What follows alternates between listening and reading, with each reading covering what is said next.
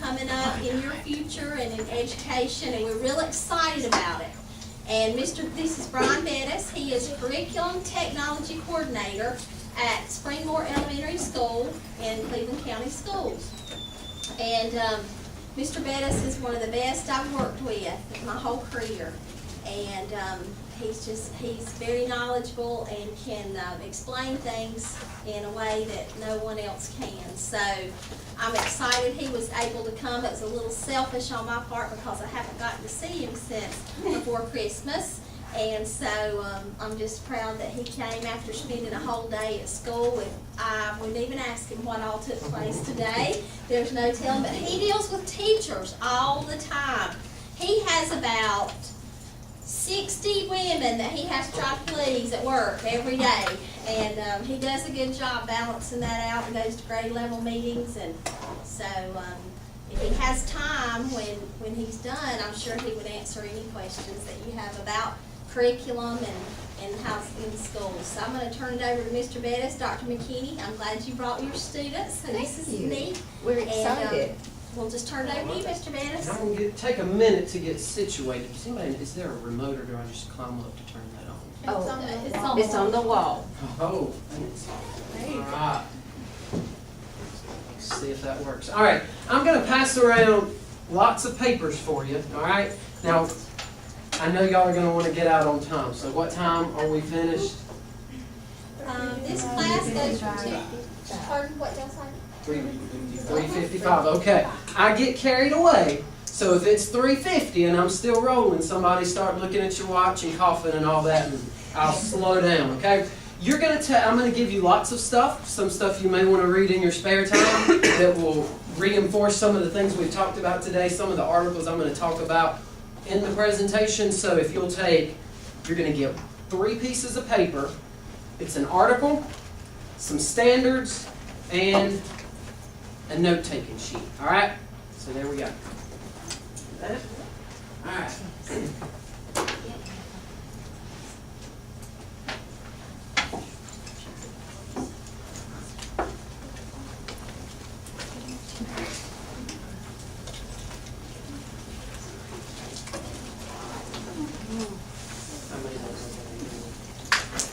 You're right. Get my laptop. I thought it was up. I don't think you were logged in. So maybe.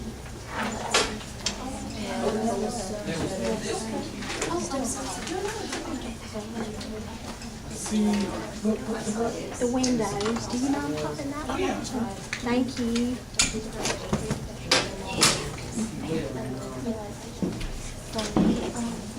And then one more thing you're going to need. I'll come around and hand this, or we may get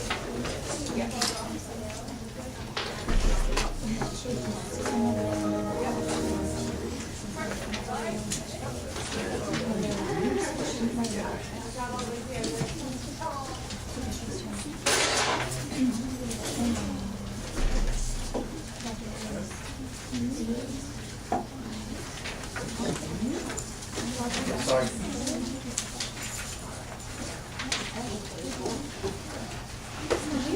Oh, well, sure. I'll put something up. Did you all get this one? And can I have one of those note-taking sheets? Yeah, I'll go.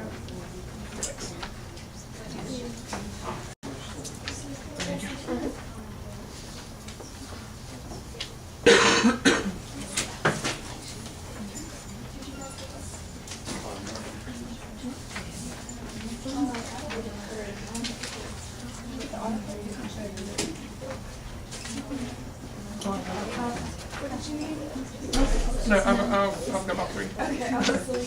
Oh, we're missing.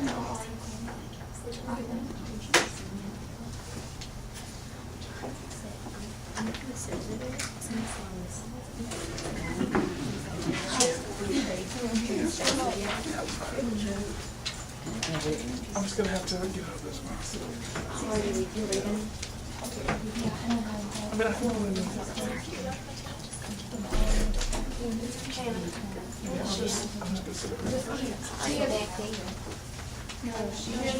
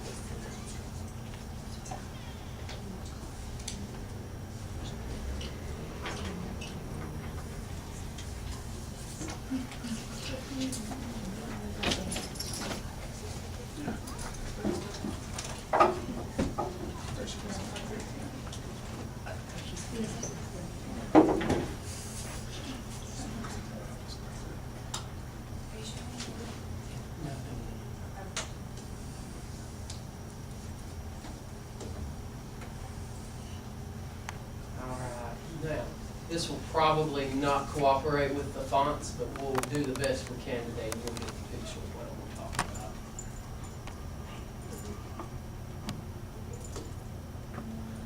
You'll find when you start your own classroom, technology is a wonderful, wonderful thing when it works, all right? And then a lot of times it will cooperate, and a lot of times it will not. So, and that's part of my job is troubleshooting whatever technology issues come up. So you'll probably realize in the next few minutes that our staff's probably in pretty bad shape with my technology That's not skills. true. But as a teacher, you have to have a backup plan, and that's, a lot of times you'll have the best lesson plan, and then that's the day you're going to be observed, and it won't work. But hopefully most of the time you can come up. But always have your little backup plan just in Awesome. case. I think we're ready to roll now. All right, just a show of hands. How many of you have heard the language Common Core Standards? Okay. What do you know about it? Just shout out what you already know about Common Core Standards. It's new. It's new. Excellent. It'll be implemented and tested on in August. Or like Yes. starting in Yes, starting in August, we're going to be teaching new standards. And I'm going to tell you, in North Carolina, this is the first time, that'll be fun, yeah. This is the first time we've seen such a huge shift in what we teach in schools. Between August of this past year and August of this next year, absolutely everything that we teach in school is going to be totally new here in North Carolina. So for me, I think this is certainly an exciting time in education because more great things, more good discussions, more research is being done as to what works when we teach children. So as you begin to enter into the teaching profession, this is a wonderfully exciting time to be doing that. So today, here's our goals. I want you to understand the need for change in the way that we teach. Okay? Change is a word we hear a lot now in education. We're going through lots of changes and shifts in the way we think about school today. So we're going to understand the need for change, and we're going to look at math is primarily my background, so we're going to look more at the standards of mathematical practice within the Common Core Standards today. And then you'll become a little bit more familiar with the language of the Common Core State Standards. All right? So what does math instruction look like in our classrooms today? In elementary, middle, high schools, maybe think back to your experience in school. What does math class look like?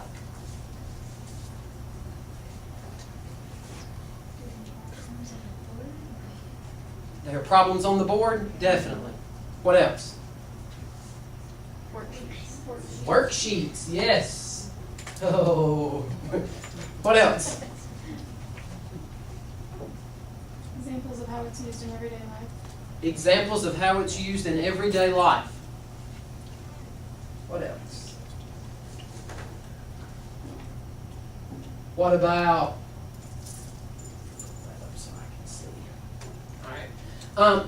What about memorization? How many of you had to memorize addition, subtraction, multiplication facts? Yes. How many of you memorized them but really had no clue what you were doing? Yeah. How many of you remember all of these little problem-solving tricks? Okay? How many of you in math instruction, you remember things like this? If you got a problem, 2001 minus 9, okay? Is this a typical math instruction strategy or technique? All right, boys and girls, let's start in the ones place. 1 minus 9?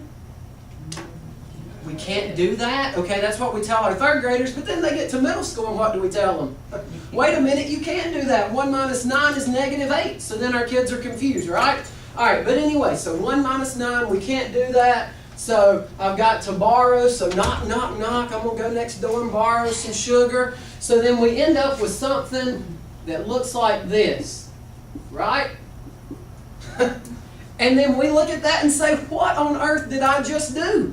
Because we're so procedurally driven in the way we teach math. There's a step for getting the right answer, okay? And that I can remember maybe an acronym, like please excuse my dear Aunt Sally. I can remember stuff like that in order to get me the right answer.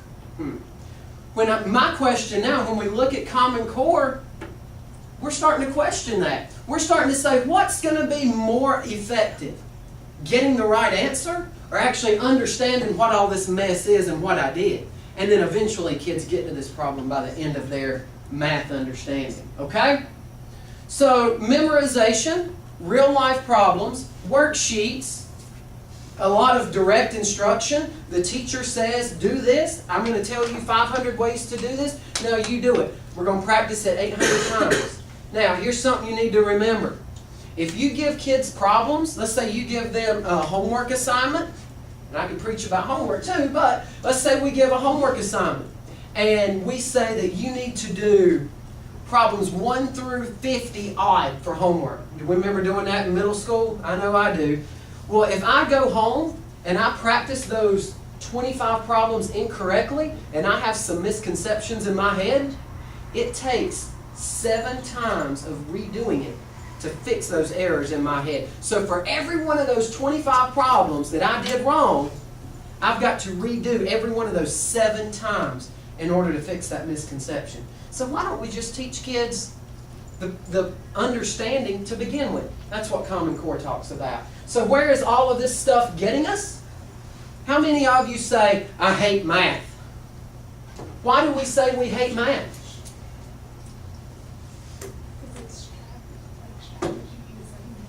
Because it's a bunch of strategies. It's kind of out there. It's kind of out there. We don't understand it. Right. It's very abstract. But now maybe some of you in here say, but I like math because of the strategies. Okay? So we can see that. How many of you say it's hard? Yeah. How many of you say math's boring? Or I don't understand it?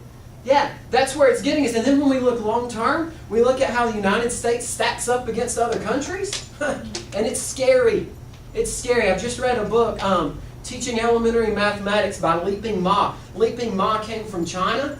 And when she came to the United States, she was looking at the way we do math problems. And it's scary to see how Chinese teach it and how the United States, we teach that set of procedures. They actually teach for understanding. So we can talk more about that in a minute. All right? So, yes, we need change. Change is coming. Okay? Now, we as teachers, we've got to see ourselves not as math teachers or kindergarten teachers or whatever teachers.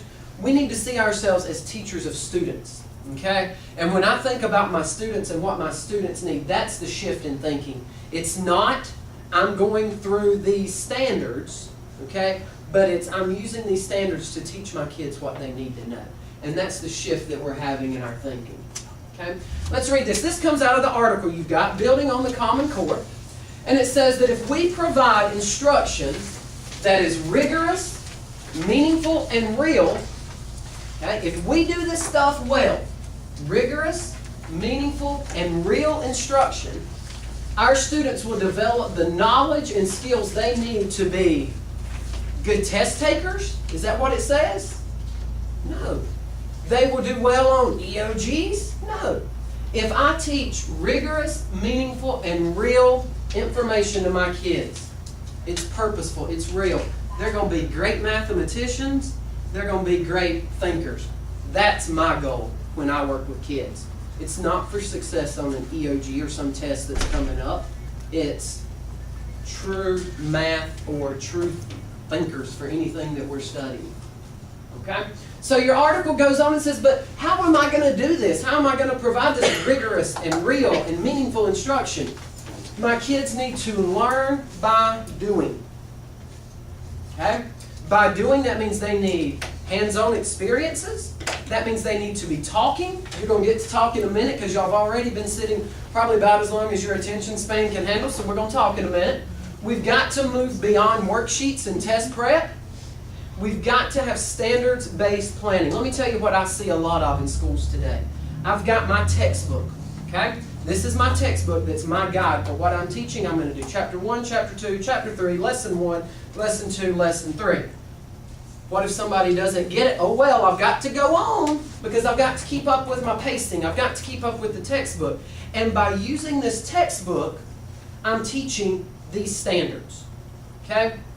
But the shift in thinking we have to do now is we have to say, by teaching these standards, this textbook is just one resource that can help me do that. Y'all, teaching is hard. Teaching is harder now than it has ever been because I can't just rely on a textbook. Maybe one day I can write a textbook that's gonna meet all of our standards beautifully, and then I'll get rich, okay? But right now there's not a textbook program out there that's gonna meet all of our standards the way we need it to. So we have to use other resources. We use the internet. We use just multiple resources, resource books and things that we buy at the teacher store or whatever. But we have to be focused on teaching our standards so that our kids understand these skills that are important.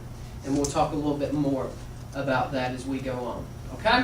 Now, here's what we're going to do. If you will look on your blue paper, you'll see a number. Now, you can leave your papers and stuff where they are because you'll come back home. But you're going to get up and move around in just a minute. 1, 2, 3, 4, 5, 6, 7. We got 8 tables. That's perfect. So if you've got a number 1, you're going to come to the back table. 2s right here. 3s, 4s, 5s, 6s, 7s, and 8s. Okay? If you'll get with your groups now, and I'm going to come give you a quote.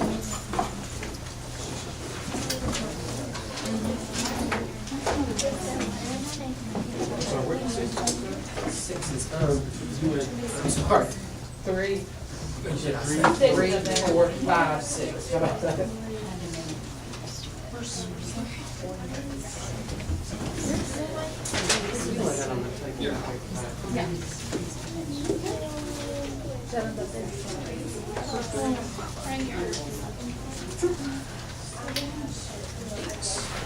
All right, on your table, it's the same quote. I've just got a few copies so you can share with somebody.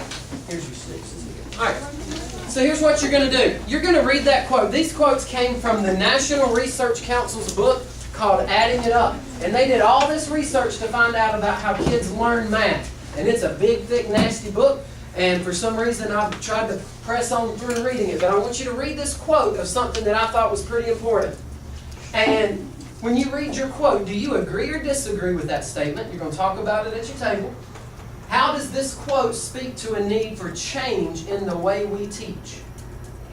How does it relate to these 4 topics right here? All right?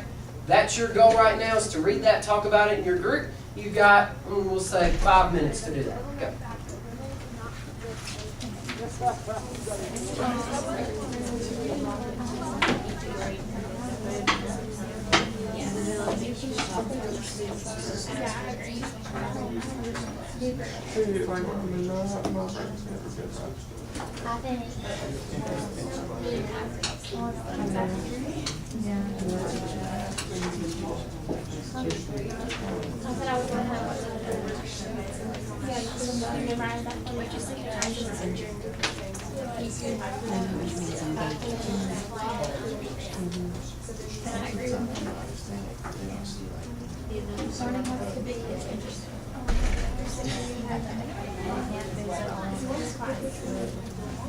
Yeah, that's what you do.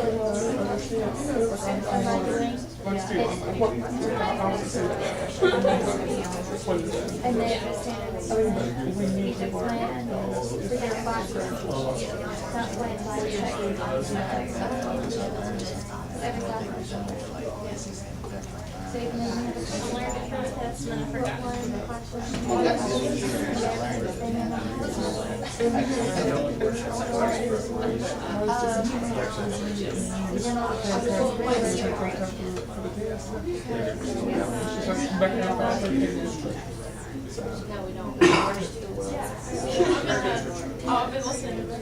Yeah, I think It's pretty much some of that, like, it needs to be changed. Like, how does this teach? Because math is serious. I like what he said about Teaching is like, you like, I don't understand it. You don't have to, like, talk me through it, or I can't agree with it, so I have to, I mean, I need more reads in there, so I can, like, learn talk through it. I really was listening to you guys. I like your answers. But As it relates to your topic. See, there's six. She's a person. We're 6 years apart, we're 7. really smart kids.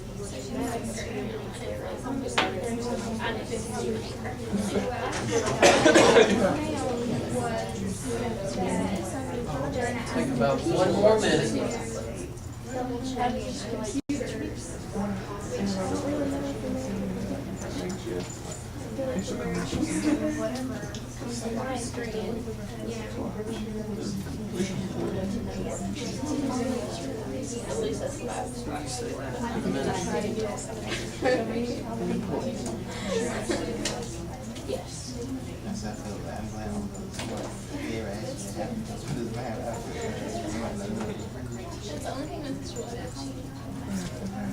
All right. Just to give you a little bit more for your money today, all right? Brain research says that when we have because you are already probably sick of hearing me talk. Imagine a 5-year-old, how sick they are of their teacher talking when they go on and on and on. So by stopping, taking a break, letting kids, 1, get up and move, 2, talk, that gets oxygen to their brain, and something magical happens and they're ready to pay attention because they get oxygen to their brain. Just like when we see people yawning, their brain needs oxygen. So that's why they're yawning and sucking in that air to get oxygen to their brain to get them thinking, okay? So now that you've had the opportunity to talk, hopefully you'll be ready to pay attention. So we're going to share some of these quotes. I'll read your quote, and I want your group to tell me what y'all talk about. Okay, the first quote says, our perspective, this was the National Research Council, they said, our perspective is broader than just computation. The usefulness of numerical ideas is enhanced when students encounter and use, everybody say, multiple representations. Multiple representations. When they encounter and use multiple representations for the same topic. What y'all talk about? I think the three of us were all on the same idea. We agree with this statement because we started thinking about how each individual child could learn differently. And we thought about using the multiple representations can help each child possibly learn better in the classroom than just the standard way that maybe the teacher is used to teaching. I know that I've been in classrooms where the teaching style of the teacher wasn't exactly what I needed, and so I didn't get as much out of the class as I could have. Exactly. And then you mentioned the way the teacher is used to teaching. Let's talk about that for a minute. How do teachers teach? The way they're taught. The way they were taught. Right. So when somewhere along the lines, we've got to break this cycle. And that's why I love working with pre-service teachers and beginning teachers, because that's the time to start breaking the cycle. Okay? Taught a lesson the other day in a classroom, and the teacher is doing a beautiful job of teaching different ways to think about addition and subtraction problems. Now, most people say, I just need to go borrow and regroup, okay? Most adults say that. And yeah, that's our end goal. But this teacher is teaching many different ways of solving these problems. So I was teaching a lesson that probably blew the minds of these 8-year-olds, but we were solving problems like 46 minus 9, and I was teaching them to use friendly numbers, and it's a whole lot easier for me to subtract 10 from a number. So I'm going to change the forms of these numbers. Whoops. So I add 1 to each time. I'm still going to keep that same difference, was the idea I wanted these kids to understand. So if I've got 47 minus 10, that's a whole lot easier to subtract, isn't it? Okay, now there was a parent that was sitting in the back of the classroom. All right, that's going to be the same difference, isn't it? I didn't mess up, did I? Yeah, it's going to be, that's right. So the parent said, why is he teaching, asked the teacher, why is he teaching them all that writing? That's too hard. Okay, well then I kept pressing on through the lesson. And then finally I could read her lips. The parent said, I need to get back to school. But then by the end of the lesson, this parent said, makes sense. And I think that's kind of what I heard y'all saying is there's different ways that kids understand things, so we've got to allow different ways of teaching as long as I communicate, hey, boys and girls, I'm getting ready to teach you 75 different ways to do it. Not really. I'm getting ready to teach you 10 different ways to solve a subtraction problem. One of these may click for you, and then you use that when you're solving problems. Not counting off because I didn't mark out the 7 or mark out the 6 and carry and bar, because where's the math involved in that?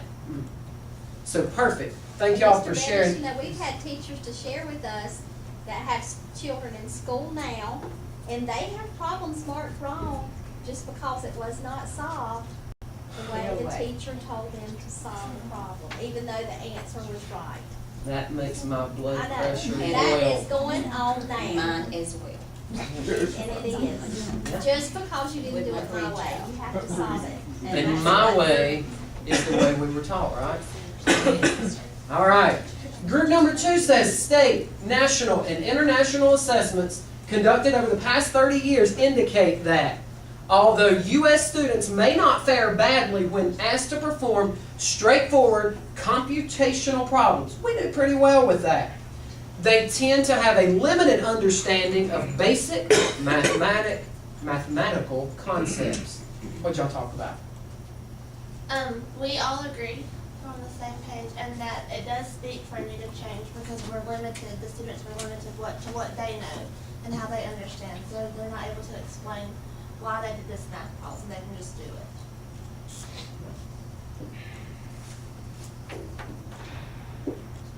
They don't know why they did the problem the way they did, because they did it the way my teacher told me to, all right?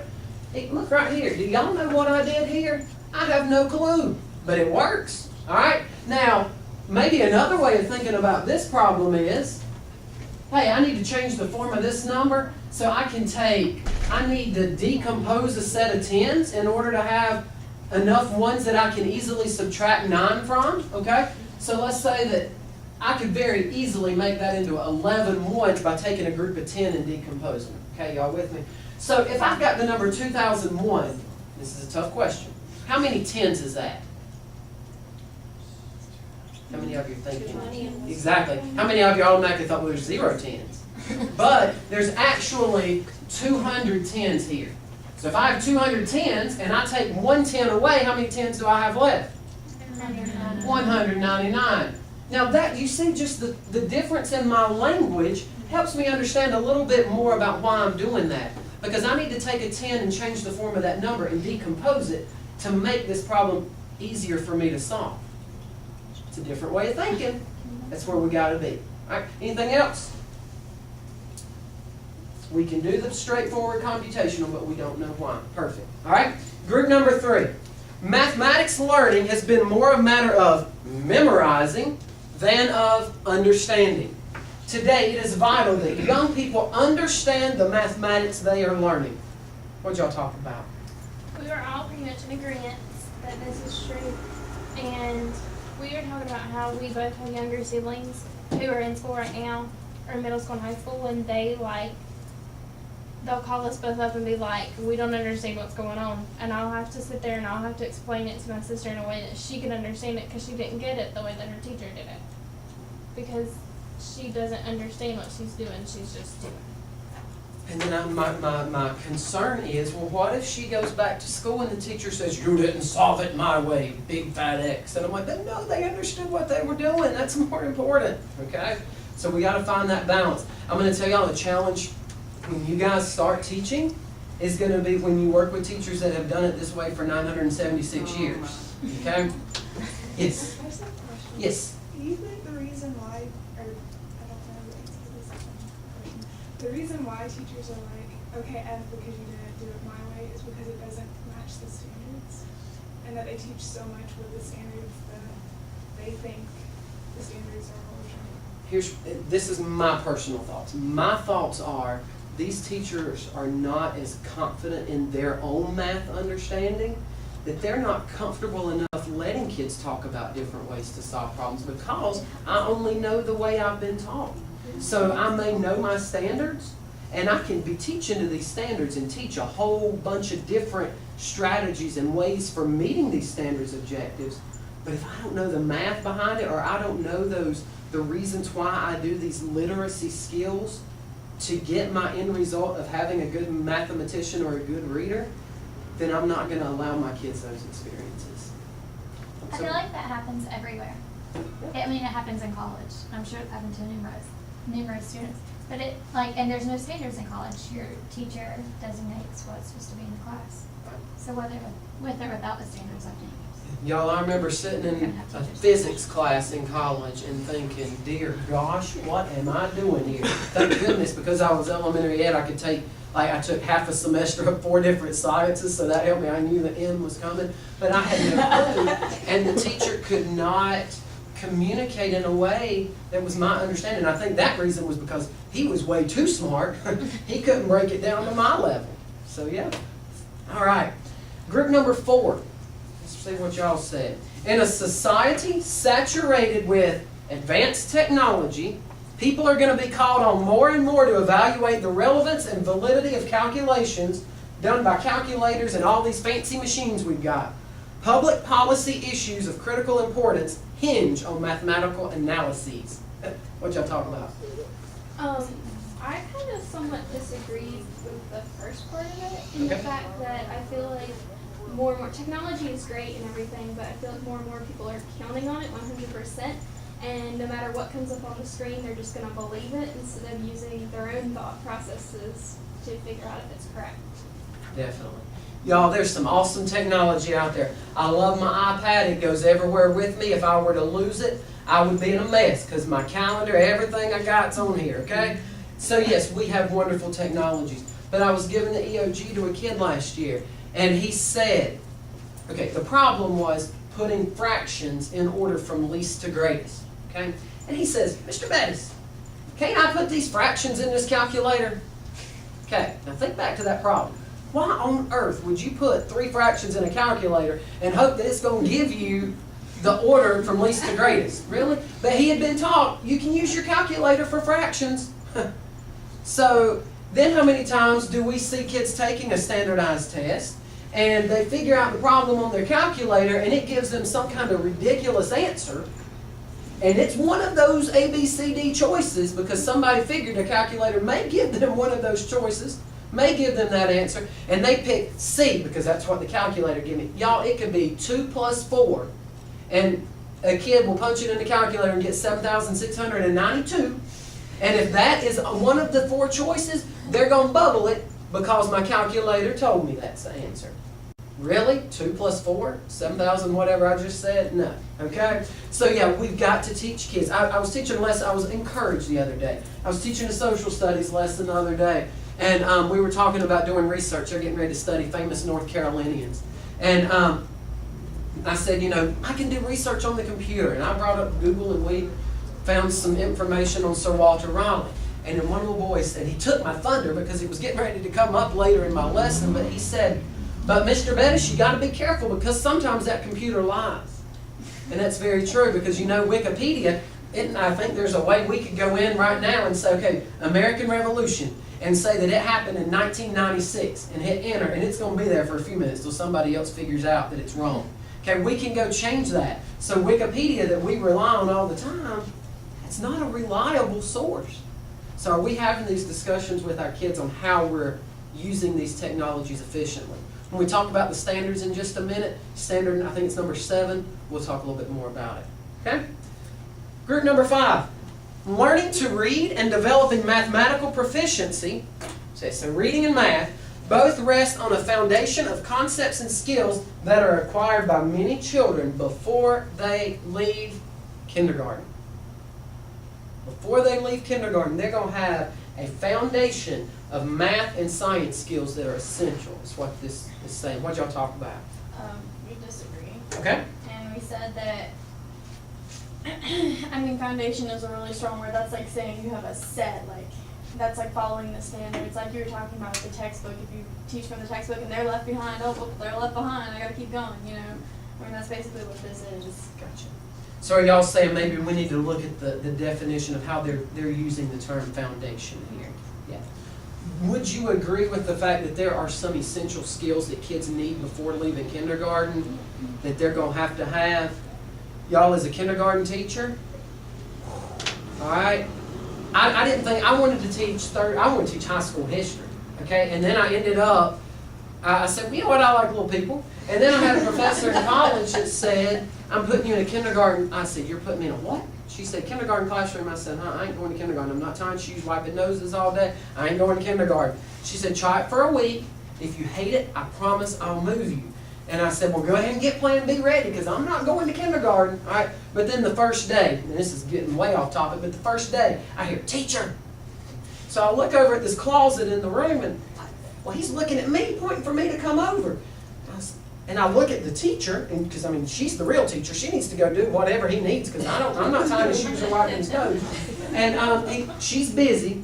So I'm like, oh gosh. So I go over. Yeah, it wasn't a closet. It was a bathroom. And he says, can you check to see if I need to wipe some more? And I thought, oh my gosh, what am I doing here? Get me out of kindergarten. But I remember that night in my apartment saying, I survived a day in kindergarten. I think I'll go back tomorrow. So I went back the next day, and it got even better. And I went back, and by Friday, I loved kindergarten, and I knew that's where I needed to be. Okay. Then I taught third grade, my first year of teaching, because I was going to take a job wherever I could get it. So I taught third grade, and then begged to go back to kindergarten. And I remember being terrified because I got to teach these kids how to read. That's kind of important, isn't it? if they don't learn how to read now, they've got a long 13 years ahead of them. So that's a very challenging and humbling task. So yeah, we do need to look at the word. Mr. Bettis, while Yes, you're ma'am. on that, and I wanted to go back at the end and tell, so you could tell them what you had done, what you had taught. Gotcha. But you have to tell them really fast the story about your beard. This year, when he just started growing his beard this year, and he went back to Bowling Springs, and he tell about the little boy that came up to you about hair on. Well, there's two stories with that. One little boy, I was doing car rider duty, and he came to me, he says, how'd you get that hair on your face? And then another little boy that I taught, he's autistic, and he didn't recognize me, and he was kind of, and I said, well, hey, buddy. And then he said, hey, and I said, do you know who this is? You got a beard now. Yeah, I do. So kindergarten will definitely keep you on your toes, and it's the best place in the whole wide He world. didn't want to know how he could get some of that on his face. Oh, yeah. How do I get some of that on my face? It's like, well, you have to wait a few more years. All right.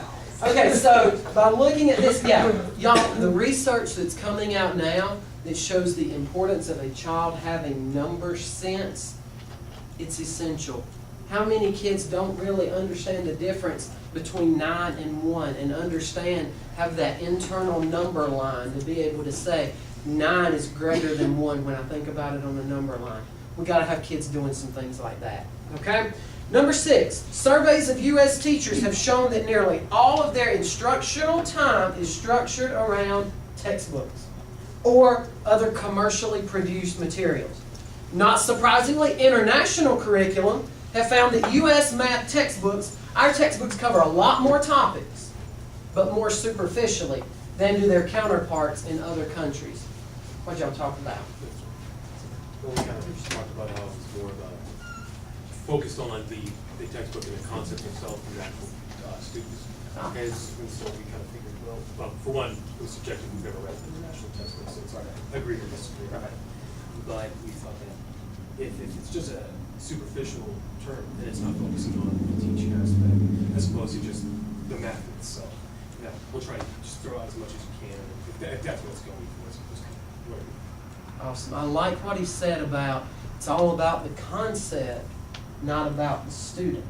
And we're going to throw as much as we can at you and hope you get something. That's the way our textbooks operate. So if we're going lesson by lesson by lesson through the textbook, how are we as the teacher recognizing that student aspect that he's talking about? I couldn't sleep last night, and I ended up reading some article, and I told Ms. Sherman our staff probably hate it when I can't sleep because in the next few days they're going to get some articles in their boxes for them to read. They probably just throw them away, who knows. But the article spoke to this idea of teaching students, not teaching our curriculum. Yeah, we got to teach our curriculum, don't get me wrong, but teaching our students more so than lesson by lesson and teaching the textbook. And that's a very, very powerful thing. Okay? Group number 7. Successful countries tend to select a few critical topics for each grade level, then devote enough time to developing that topic for students to master it. What'd y'all talk about? There was 3 phrases in here that we really picked out. A few critical topics, enough time, and students to master it. Hannah and I were discussing how we would want our students to be well-rounded when they come out of school. And we kind of agree but disagree, because a few critical topics, what are those topics? And if we're just teaching our kids 2 or 3 things when they need to learn 6 or 7, I mean, you can be good at 2 or 3 things, but you need all of these to be a good contributing citizen. Would you agree with this statement? We need to look at the big picture Yes. of educating that student, okay? And I need to identify what are these most essential. Y'all, I didn't print off the exact standards. There's a whole bunch of standards, okay? There's a whole lot of things our kids are expected to learn every year in school, okay? So now when a push in education now is when I've got all these standards, let's identify what are these essential learning targets that I know my kids need to be successful with all the rest of the stuff. Let me focus my attention on these essential learning targets, and then everything else will fall into place. When we look at international schools, a lot of other countries, they will spend time, and you mentioned time, they will spend enough time actually dissecting, delving in, understanding maybe 2 or 3 problems during their math time. Whereas a lot of times, I know back in my schooling experience, I was given a textbook and I was told to do problems 1 through 50 for homework. Okay? Now, if I did problems 1 through 50 incorrectly, what did I tell you a minute ago? How many times am I going to have to relearn that if I did something wrong those 50 times? 7 times for every one of those 50.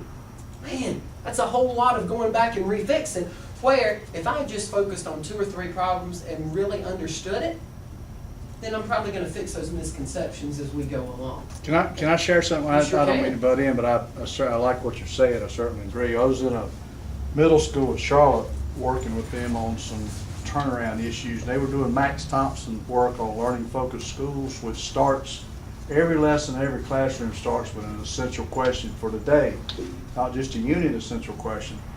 I think we shortchanged the kids because the kids begin to pick up on that. So if they came from your class where you had an essential question posted and that's the focus for the day, came to my class and I didn't put it up, they asked me what it was. So not only do we know the essential questions, we need to share that with them. This is what we're expecting you and me to learn about today, and we don't let the kids have enough opportunities to be a part of that process. And then to understand, why is that important? Why do I need to know it? All right. And then you mentioned the mastery. Do we spend a lot of times, how many times do we just have to go on because I got to keep up with my pasting guide or keep up with that textbook, that we don't allow our kids time to master it? If you don't teach mastery, it's pointless what you're doing, because you're just dabbling in something that could be mastery. I like that. We also question, how do you know what enough time is for them to master Exactly. without spending too much time? And I think my teacher answer for that is know your students. And y'all, I've worked with teachers that when they're teaching the next skill that's coming up, they go to the filing cabinet, whoop, pull out that folder, here it is, here's what we're doing. I couldn't do that. I needed to know my students. And every year I started with a blank lesson plan book. And yeah, I pulled out my folder and I said, oh, this is a good activity, this is a good activity. But when you guys start going into the teaching profession, when you work with those teachers, my encouragement for y'all is don't do as they do, okay? Do what you know is, once you know your students, then plan that instruction that's best for them, okay? All right, last group. Even with high standards, exemplary textbooks, and powerful assessments, what really matters for mathematics learning are the interactions that take place in the classroom. We agreed with the statement, and we said that it's important for learning to be engaging for students, because math, so many of us are always turned off by math. And so it's important to have those interactions and not just focus on the standards and the assessments and constantly having the children have the mindset that testing is what they're trying to do good on. Like the EOG meetings constantly. And I'm going to tell you, there are kids that when they get to third grade, they know that's the year of the test. And their anxiety starts probably when they're in kindergarten, and it's unfortunate. I hate that. I hate how we are so test-driven. And Ms. Sherman and I, we've talked about that so many times, about how we hate this test-driven mentality. Why can't we just spend the time teaching these math skills? I was talking with a colleague of mine, and she said, you know what, the first quarter of the year, we usually spend reviewing from the previous year. Then, she says, if we're lucky, we spend the second 2 quarters actually teaching our curriculum, and then our fourth quarter is all about the test. I said if we're lucky, because there's some classrooms, they spend the first quarter, second, third, and fourth getting ready for that test. Okay? So the interactions that come in our classroom, and then my point here for this is you've got to allow your students time to talk. Okay? Classrooms are changing. Okay? When we look back at pictures of classrooms, we typically see desks in rows, students in their desks, and they're sitting facing the teacher. And if I've got a quiet classroom, I've got a good classroom. I've got kids learning because they're focused on me, the teacher. When now we're starting to get away from that idea and we're starting to focus our attention on the kids, how about this? When I understand a math problem, I understand it as an adult. And when I try to teach that way of solving that math problem, as an adult, I know that may be the quickest and the easiest way and the best way to solve that problem. But they're not adults. They're 5, 6, 7, 8, 9 years old. So I need to allow them time to talk and share things that make sense to 9-year-olds, because a lot of times I don't make sense to 9-year-olds.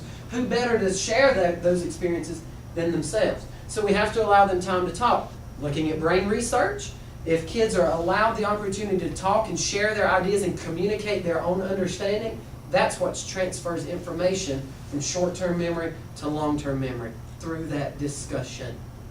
Got to have our kids talking. All right? Tell your group members, thank you for making me smarter, and then you can go back to your home tables.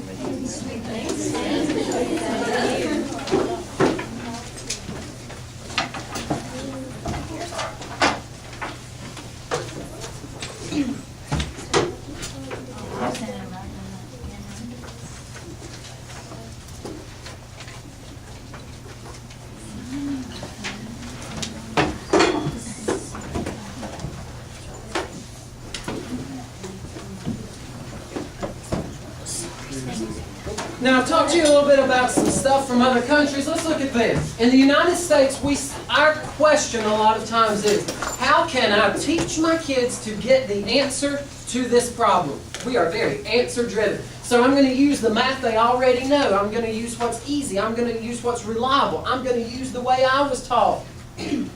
But a lot of times this works with the bottom half of my students, and it's good for classroom management. What about everybody else? Okay? We got to be willing to give up a little bit of that control. Y'all, when I was teaching, I thought, with teaching 5-year-olds, I was scared to give up control with 5-year-olds because I was afraid that I would never get it back. Okay? But I've learned that if I allow them time to give up some of that control through my classroom management, my expectations, I should be able to get them back under control and carry on with what I need them to. They're going to learn more because they're talking and they're up moving and they're getting that oxygen to their brain. But anyway, so we're very answer-driven in the United States. If you look at Japan, how can I use this problem to teach the math? How can I use this problem to teach the skills I want my kids to understand? Kind of what we were just talking about. Okay? So let's look at this. If you still don't think we need some change in the way we teach math, look at this. Talk with the people at your table about what you think, how you think a child might answer this problem. What would an answer be for this problem a kid may give?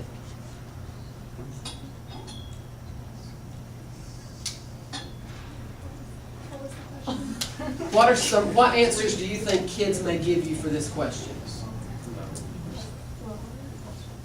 Or 9. I've heard 7. This was a study that was done in an elementary school. Okay, now a lot of times, and I question this too. Yeah, if they come to any elementary school, I think we would do better in our school, whatever. There was a lady that works with DPI, Kitty Rutherford. She said, I question this too. So I went to Durham. I went to a school in Durham, and I did this in a school in North Carolina, and I got very similar results. Let's look at some possible answers. This was a constructed response, so the kids would solve the problem, okay? And then they would write down their answer. We got the answer 7 12, and I can see where you say 9, so I could even add 9, but 7, 12, 17, and some kids said 12 and 17, okay? That concerns me a little bit. But let's look at the percentages of students that got these problems correct. What is the correct answer to this problem? 7, okay. 5% of first and second graders got that right. Y'all think that's a problem? I do. As a teacher, if only 5% of my kids got something right, that's a problem. Okay? 58% said 12. Why do you think they said 12? 8 plus 4 equals 12. We are so answer-driven in the way we teach, and we teach fact practice, fact practice. I'm going to give you a sheet of 7,000 problems to do. Let's see how many you can do in a minute. And we teach 8 plus 4 equals 12. So our kids see 8 plus 4 equals, and they know 12 needs to go in that next problem. Actually, we need to be having more discussions on that equal sign actually means that they have the same value. I need to have the same value. 8 plus 4 has a value of 12. How can I have this have a value of 12 to get my answer of 7? Just a difference in the way our language we use. How did they get 17? 12 plus 5. 12 plus 5, they just see all these addition signs, so they add them all up. And then some said 12 and 17. All right, that's first and second grade, right? That's a very difficult problem for them, so it's going to get better. It does. It gets better. 9% got it right. Is that great? No, not so much. But what concerns me is now more kids are saying 12 and 17. I don't get that, all right? So now let's look. Okay, by 5th grade, we're getting ready for middle school. They ought to be able to solve an algebra problem by middle school. Oh my goodness. 2% got it right. So if I'm answer driven, how's that working out for me? Okay? But if I'm driven by student understanding, I'm going to do something differently in the way I teach this problem. All right. What's next? All right. If there's a problem with algebra in your high schools, you have to fix it in K4. And that goes back to, I think, when we define that foundation skills that our students need, okay? What is it that's foundational in K4? I think it's number sense is a foundational skill that I need to teach my students to have a sense of what number is and how I can change the forms of numbers and how I can recognize the different values of numbers in order so that then when they do more advanced algebra, they'll understand what they're doing. Y'all, I found a calculus test from high school at my parents' house the other day. I made 100 on that calculus test, and I was proud of it. I guess so, because we kept it. I made 100 on that calculus test.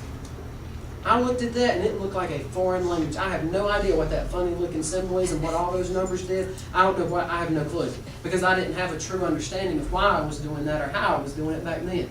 How's that working out for me now? So, if I provide this strong number sense, that's going to make their life easier as we go on. The goal of Common Core is to have a 21st century model.